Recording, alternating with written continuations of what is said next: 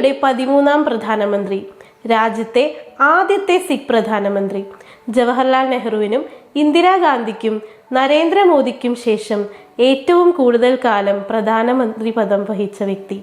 അങ്ങനെ വിശേഷണങ്ങൾ ഒരുപാടാണ് അന്തരിച്ച നമ്മുടെ മുൻ പ്രധാനമന്ത്രി ഡോക്ടർ മൻമോഹൻ സിംഗിന്. 1932 സെപ്റ്റംബർ 26 ഗുർമുഖ് സിംഗിൻ്റെയും അമൃത് കൗറിൻ്റെയും മകനായി പാകിസ്ഥാനിലെ ഗാഹിൽ ജനനം. 15-ാം വയസ്സിൽ രാഷ്ട്രവിഭജനത്തെ തുടർന്ന് ഇന്ത്യയിലേക്ക് പലായനം ചെയ്തു.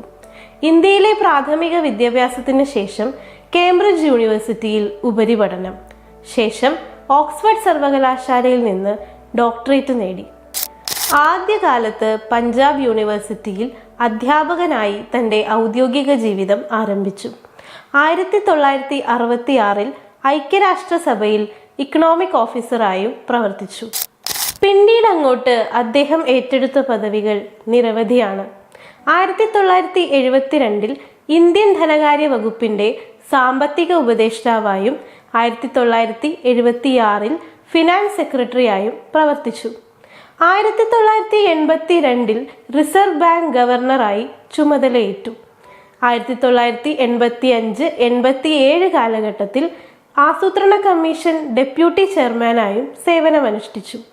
1991 UGC ചെയർമാൻ പദവിയും അലങ്കരിച്ചു. 1991 ഇന്ത്യ കടുത്ത സാമ്പത്തിക പ്രതിസന്ധി നേരിടുമ്പോൾ നരസിംഹറാവു മന്ത്രിസഭയിൽ ധനകാര്യമന്ത്രിയാവുകയും ഇന്ത്യയിൽ നവസാമ്പത്തിക ക്രമം ചിട്ടപ്പെടുത്തുകയും ചെയ്തു. ദേശീയ ഗ്രാമീണ തൊഴിലുറപ്പ് പദ്ധതി, വിവരാവകാശ നിയമം, ആരോഗ്യ മിഷൻ, ആധാർ എന്നിവ നടപ്പാക്കിയതും അദ്ദേഹം തന്നെ. അദ്ദേഹത്തിൻ്റെ വിശിഷ്ട സേവനങ്ങൾക്ക് 1987 രാജ്യം പത്മവിഭൂഷൺ നൽകി ആദരിച്ചു.